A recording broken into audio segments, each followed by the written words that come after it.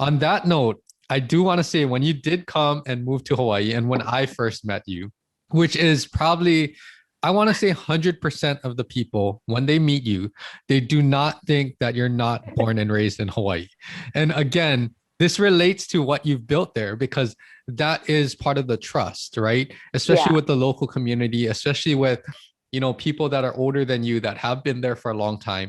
I think Yep. it's making them understand, and it's beyond just, the way that you're talking and things like that. It's understanding the culture that was there, Yeah. what is important to these families, what is, what their values are.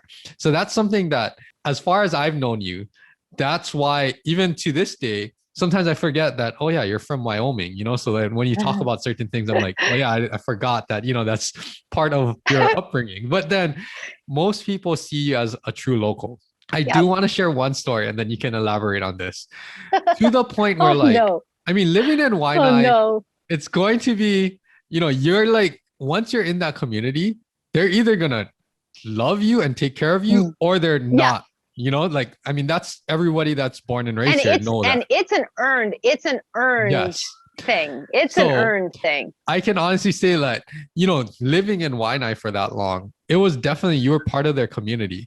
But I Yep. remember one time, and this is the story that sticks out to me, is that one time you came to class one day.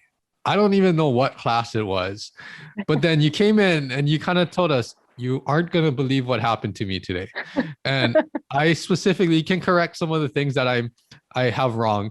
But I remember you saying, I don't know, you were like going into a 7-Eleven and you walked out of the 7-Eleven and this kid tapped you on the shoulder, you turned around and she punched you in the face. And I'm thinking like, what in the world? What happened? What did you do? And then it was like, you didn't know them, no reason or anything. And the Nope. fact that you were just like, like, I don't know what the reason was, but then I just got punched in the face and I'm not going to, think any more of that. I was kind of thinking like, if it was anyone else, they probably would have taken some kind of action. I don't want to say if it's good or bad or anything, but just because you're part of the community and part of the culture and you understand, I guess, differences, I was just kind of like, wow, you're really a So matter of fact of I it. remember that day. Okay. Yes. So they didn't, okay. There was, I'm trying to think of a nice word to say this. Uh-huh. A houseless person who was addicted to drugs was outside of 7-Eleven. Mhm.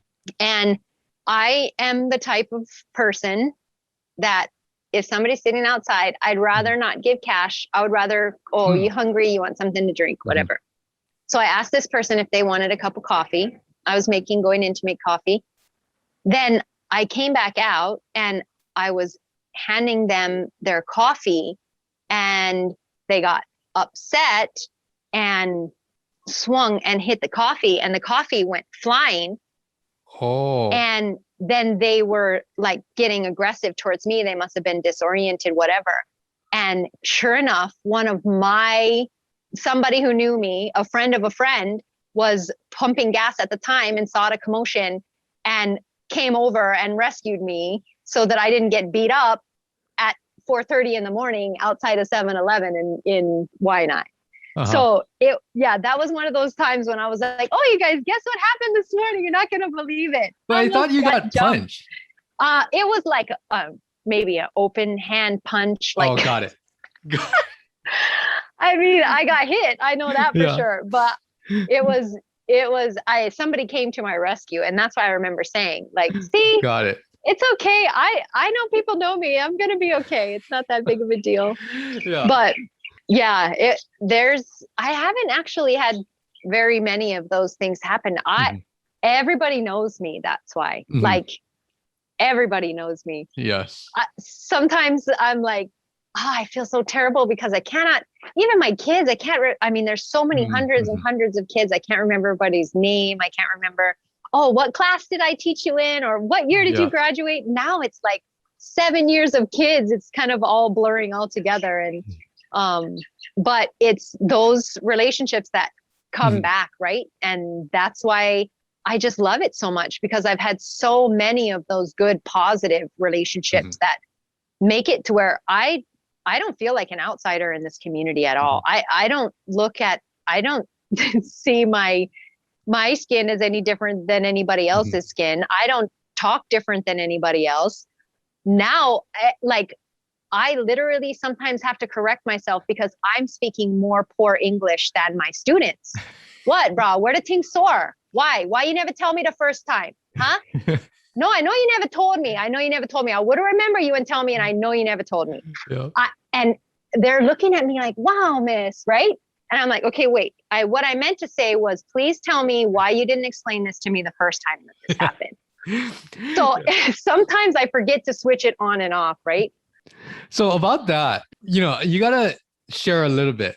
So picking up pigeon, because people that know you, it's like, it's just natural already, It is natural. So picking up pigeon, how did that happen? And, what was it something, because I think a lot of people, and I speak for a lot of people that I know personally, they're like, what are you saying? If I go to the mainland, and sometimes it's like, I'm not even talking that differently, I think, but they're like, what are you trying to say?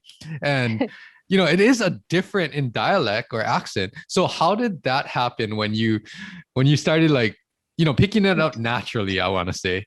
Okay.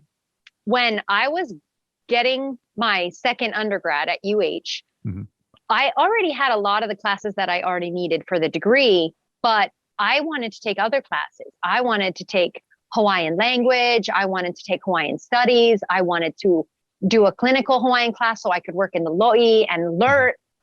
I love culture, every kind of culture, not just Hawaiian culture, every kind of culture. I can't even wait to go back to Ireland to explore my own culture because I've never had the opportunity to do that.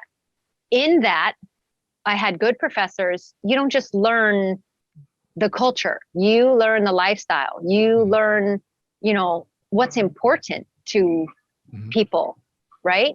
And it just was kind of like something that was already who I was. It was, it was already who I was.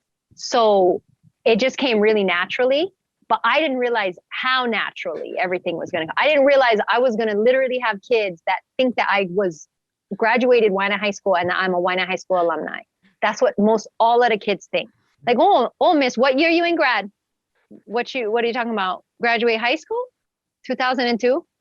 Oh, my mom in grad 2002. Shut up. Get away from me. Shut up. I'm not your mom's classmate. Yeah. But that explains a lot why it's, you fit in and you support so well, because you take it a point to go above and beyond and understand the culture, the lifestyle, and everything that goes on in this community, and in Hawaii too. And Andrew, Waianae High School it has a reputation. Waianae High School has a reputation. It doesn't have a good reputation. It doesn't mean it's not a good school. And I love to be an advocate for Waianae High School. We have our challenges. I mean, I have gone to bat.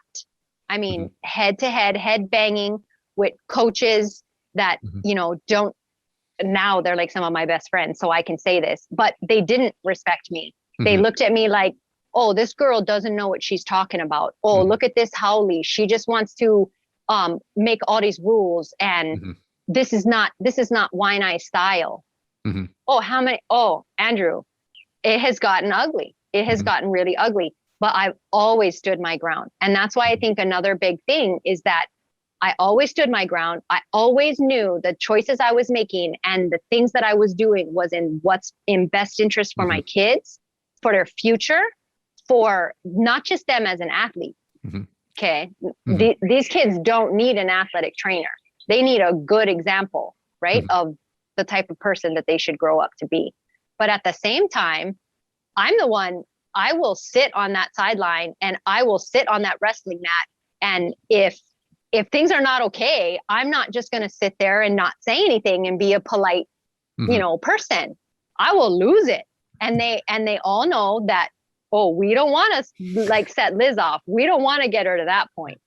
And, it's taken a lot of years and a lot of battles, and I wouldn't change any of those battles for anything because it has made it now so I can kind of kick back a little bit now, right? Like there's those relationships are established. Those battles have been fought. The respect is there. The trust, the trust is there.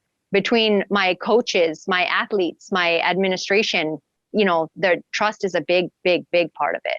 Yes. So I have now literally some of the coaches that I had to, fight battles with and go rounds and rounds with are the ones who are there for me all the time and, really good friends now. It's almost like a family. And that's why I love it.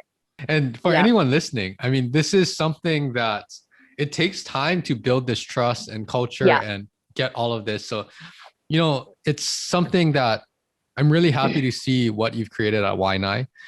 It's something that, in different situations, it might take a little longer. Sometimes it might be a little faster, but just keep working for, like what you said, what's in best interest. The kids, their future, their health. Also, for the program and everything too. And I can tell you definitely have done all of that.